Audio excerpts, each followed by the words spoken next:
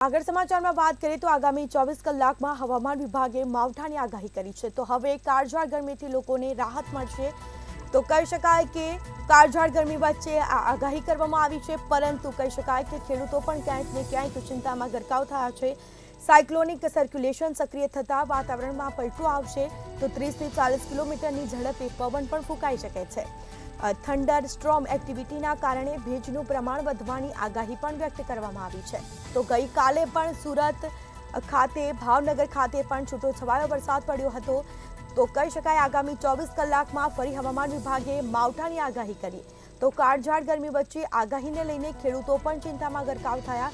Cyclonic circulation સક્રિય થતાં વાતાવરણમાં અચાનક પલટો આવશે, 30 થી 40 કિલોમીટરની ઝડપે પવન પણ ફૂંકાઈ શકે છે।